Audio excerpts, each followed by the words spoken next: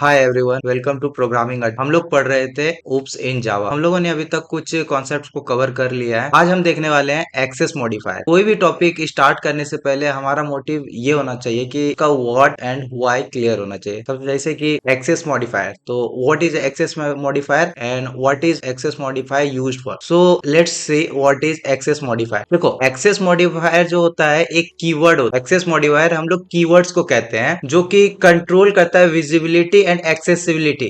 मतलब अगर हम कोई भी मेरा एट्रीब्यूट है या फिर कोई सा भी मेथड है, तो वो कहाँ, उसको कौन एक्सेस कर सकता है, उसको कौन देख सकता है, तो इसको हम लोग कंट्रोल इसके थ्रू करते हैं।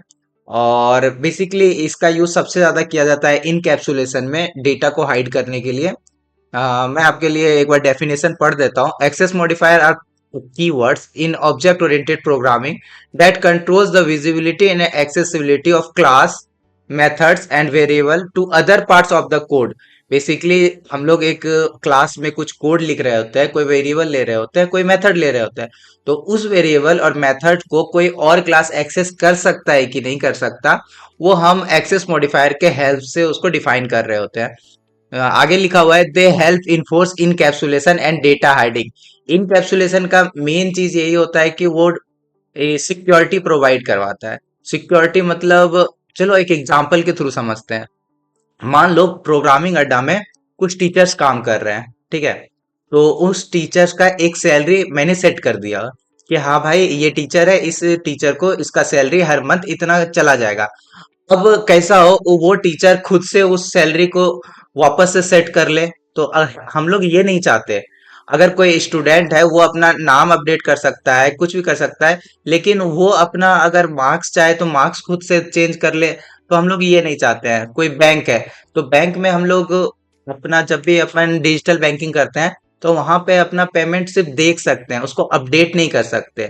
तो ये सब चीज का सिक्योरिटी या विजिबिलिटी प्रोवाइड हम लोग एक्सेस मॉडिफायर के थ्रू करते हैं, ठीक है। तो एक्सेस मॉडिफायर चार टाइप का होता है। सबसे प्राइवेट होता है, एक पब्लिक होता है, एक डिफॉल्ट होता है, एक प्रोटेक्टेड होता है। तो इसमें सबसे ज्यादा इंपॉर्टेंट आ रहा, हम लोग सबसे ज्यादा यूज कर रहे होते हैं पब्लिक और प्राइवेट।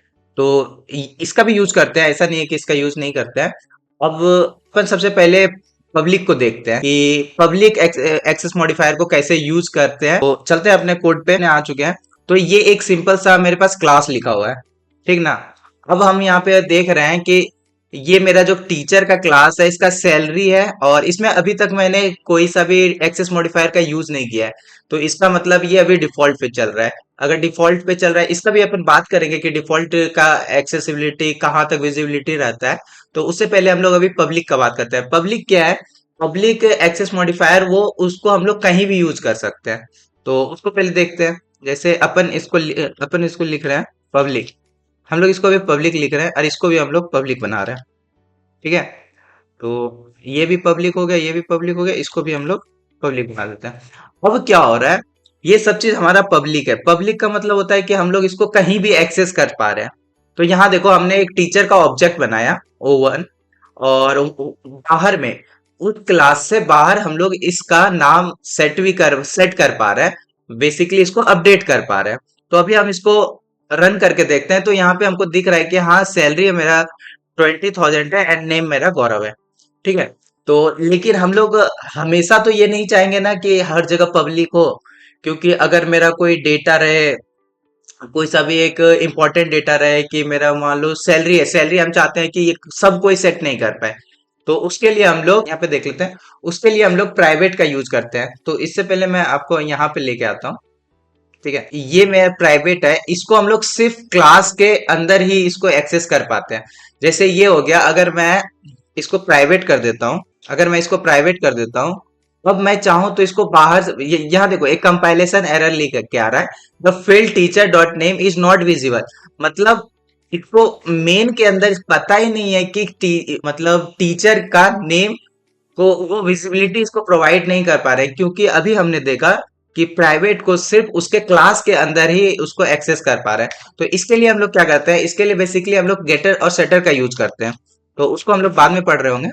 तो जैसे अभी हम लिख देते हैं public void set name, okay.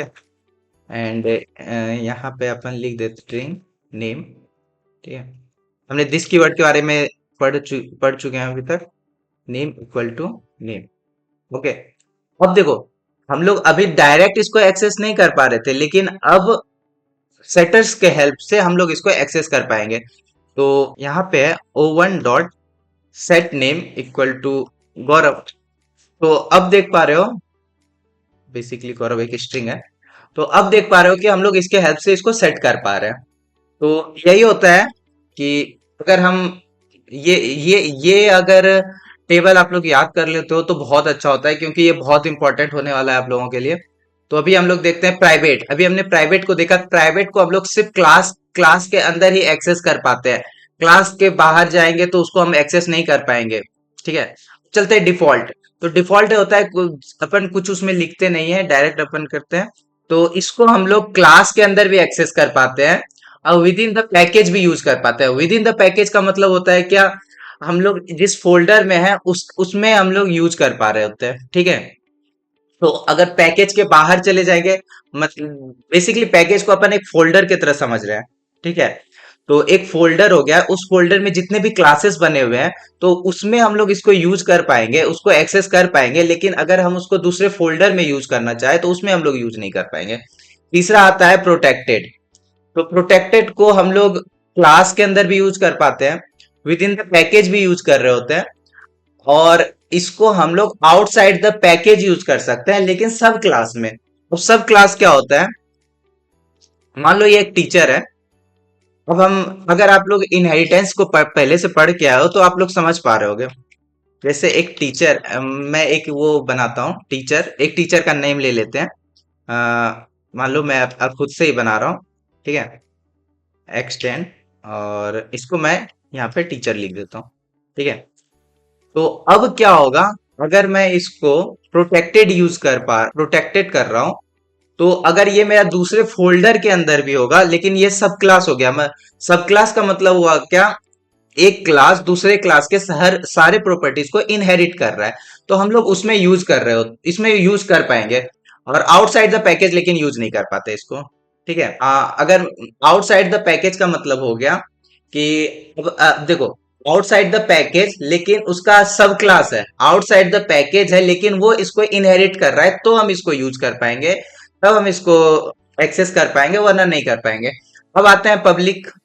तो पब्लिक में हम लोग उसको कहीं भी एक्सेस कर पाते हैं। जैसा कि अभी हम लोग पब्लिक सब जगह देख रहे थे, तो जैसे यहाँ पे अभी पब्लिक लिखा हुआ है, इसको हम इस क्लास में भी इसको एक्सेस कर पाते हैं, क्लास के बाहर भी एक्सेस कर पा रहे हैं। उसके बाद एक फोल्डर है, फोल्डर फोल्डर बेसिकली आप लोग समझ रहे हो ना, एक फोल्डर हो गया, उसके बाहर में अपन दूसरा फोल्डर बनाए, उसके अंदर कोई क्लास बना रहे हैं तो वहां भी एक्सेस कर पाएंगे।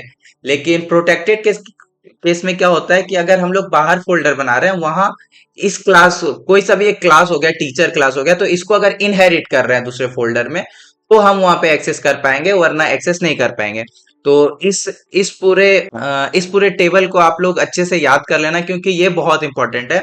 और एक्सेस मॉडिफायर एक इंपॉर्टेंट चीज था अपने फोर्थ पिलर को स्टार्ट करने से पहले, इसीलिए मैं इसको भी यहीं पे खत्म कर रहा हूँ।